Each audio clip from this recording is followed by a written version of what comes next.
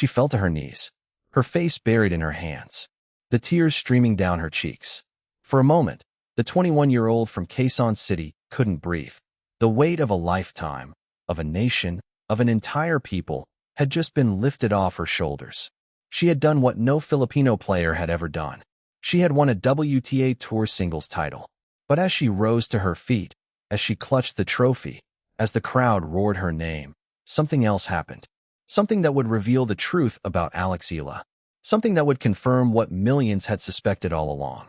She wasn't celebrating. She was already thinking about the next match. Just because I'm emotional doesn't mean I'm satisfied, she said. Welcome back.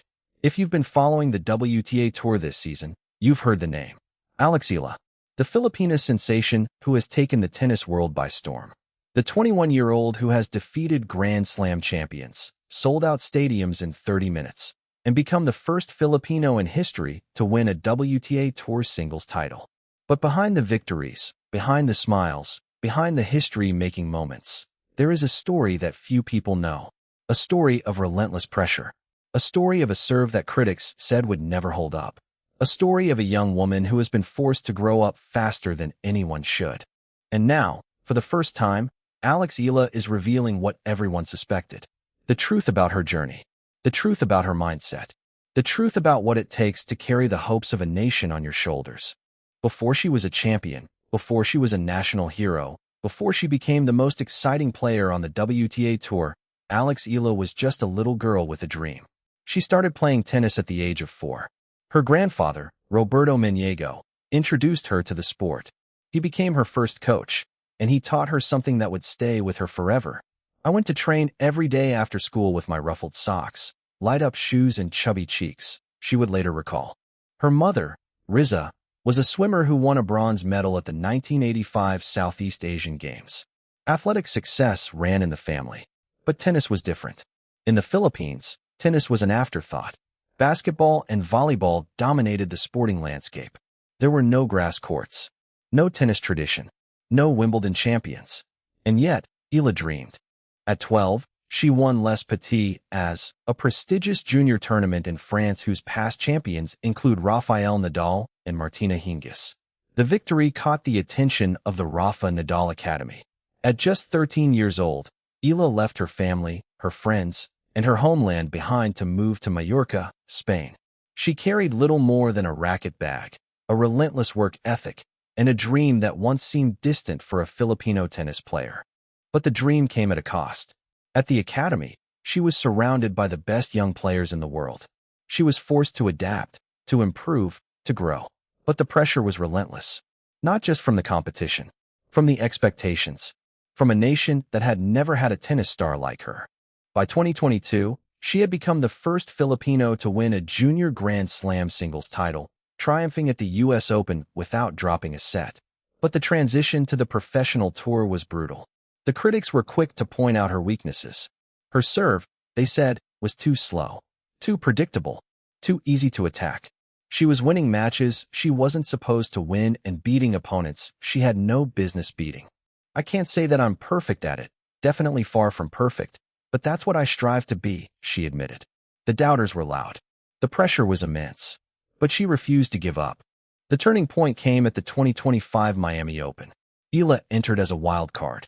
She was an unknown, a 19-year-old from a country with no tennis tradition. And then, she did the impossible. She defeated 3 Grand Slam champions in succession, Yelena Ostapenko, Madison Keys, and then world number 2 Iga Swiatek. She became the first woman from the Philippines to reach a WTA Tour semifinal. But the victory was about more than just tennis. It was about the Eala effect. As former US Open champion Andy Roddick put it, Eala mania is fun. When you have watch parties in arenas around your country for a 4th-round match, I'm in. The Philippines had found its new hero. But Eala didn't stop. She kept pushing. She kept improving. I think I would say if I compare myself now to then, I'm more well-rounded, she said. I think I'm physically a little better. I've improved on a couple of my strokes. The 2026 season was unlike anything the tennis world had ever seen from a Filipino player. At Wimbledon, Eala reached the 4th round, defeating defending champion Iga Swiatek in a stunning upset on center court. She became the first player from the Philippines to reach the fourth round of a Grand Slam in the Open era. But she wasn't satisfied. "It's a continuous process, my journey in professional tennis," she said. "It's already been so long, but it's only getting started." In Washington, she achieved what no Filipino player had ever done. She won her first WTA Tour singles title, defeating world number 3 Jessica Pegula in a rain-delayed final for 6, 6-4, 6-0. Along the way, she defeated the Olympic gold medalist, the defending champion, world number 10 Alina Svitolina, and four-time Grand Slam champion Naomi Osaka. She became the first player to defeat the top 3 seeds en route to a title since 2023. The victory lifted her to a career-high ranking of world number 20, making her the first Filipino in the Open era to crack the WTA top 20. But the success came at a cost. The pressure of being a national hero, the scrutiny of every match, the constant questions about her serve. At the Miami Open, she was involved in a controversial shot clock dispute. At the Madrid Open, she complained about scheduling. At the Canadian Open, her fans were so loud that the umpire had to admonish them 6 times. Eala has had to develop a thick skin. "I think confidence is very important," she said. "Whether you're in the spotlight or not, it's important. I believe in myself a lot, and that's a core value." She has learned to control her emotions.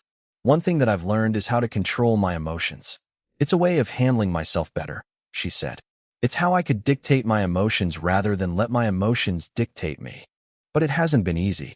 "Tennis is such a humbling sport, and at the end of the day, it's my job," she said. "Learning to handle all the extra things that come with my job has definitely been a process." What sets Eala apart is not just her talent. It's her mindset. She has been described as brave, flexible. She doesn't overpower opponents. She forces them into uncomfortable patterns, mixing pace, angles, and shot selection. "I try to be patient," she said. "I try not to be a one-dimensional player. That's something I'm working on." She doesn't set hard-set goals, such as reaching a specific ranking or winning a certain number of titles. "I don't really like to put a cap on what I'm able to do," she said. "My primary goal is to play good matches and at a good level. And I think the more I'm able to do that consistently, the more rewarding it is for me." She has learned to handle the fame.